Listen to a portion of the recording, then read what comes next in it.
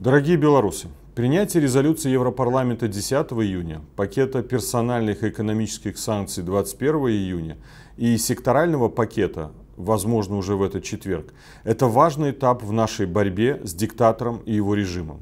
Впервые все 27 государств-членов Европейского Союза, США, Великобритания, Канада и Украина столь сплоченно и мощно выступили на стороне белорусского гражданского общества, белорусского народа. Мы видим историческое единство мировых держав по поддержке белорусов в борьбе с утратившим всякую легитимность и даже элементарную психическую вменяемость режимом Лукашенко. Необходимо подчеркнуть, что это также хороший пример тесного взаимодействия со штабом Светланы Тихановской, Народным антикризисным управлением и диаспорами. Некоторое время назад мы сформулировали и озвучили мысль о том, что кризис в Беларуси – это самый настоящий тест на эффективность Евросоюза. И мы видим, что это действительно так. Европа меняется и становится более активной в отношении внешних угроз, одну из которых, как все прекрасно понимают, представляет собой режим Лукашенко. Ситуация по преодолению кризиса в Беларуси приобретает новую динамику. Во-первых, принимаемые на этой неделе санкции начнут неуклонно иссушать бесчисленные коррупционные каналы для воровства и отмывания государственных денег, которые с таким азартом создавала преступная власть. Мы все прекрасно помним, как наши предприятия одно за другим доводили до ручки, выводя их доходы в офшоры и расхищая огромные бюджеты, выданные на модернизацию.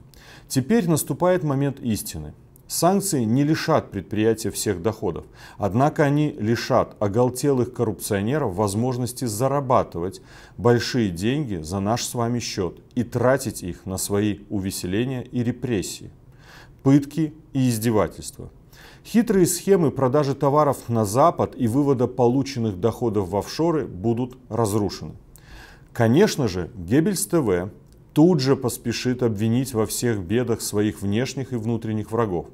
Так, может быть, это мы с вами довели страну до полного развала?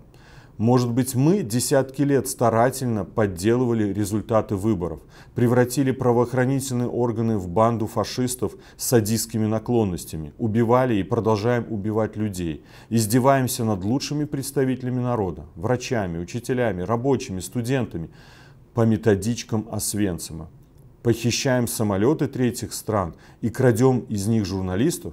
Это делаем мы? Во-вторых, принятые санкции – это четкий посыл тем государственным чиновникам, кто все еще боится поддержать народ или же наоборот надеется, что подлость и беспринципность Лукашенко как-то помогут им пересидеть. Сигнал этот прост и ясен.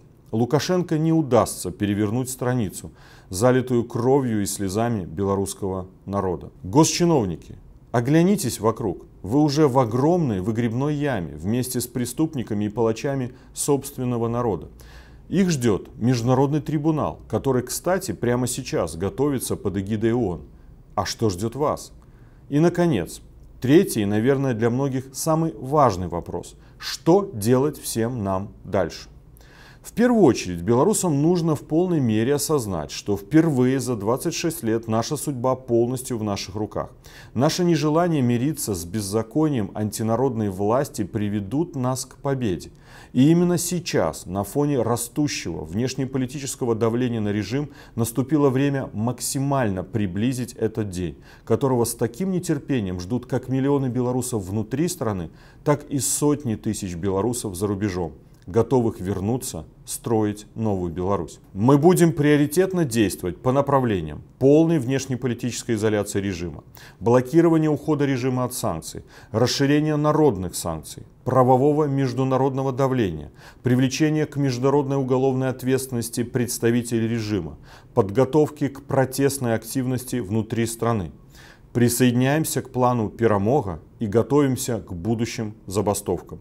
Уже сейчас нам важно активизировать работу по подготовке программ для Беларуси будущего. Нам важно действовать, каждый на своем месте, для достижения наших неизменных целей.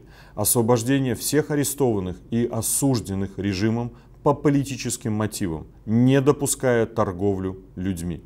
Расследование всех без исключения преступлений режима.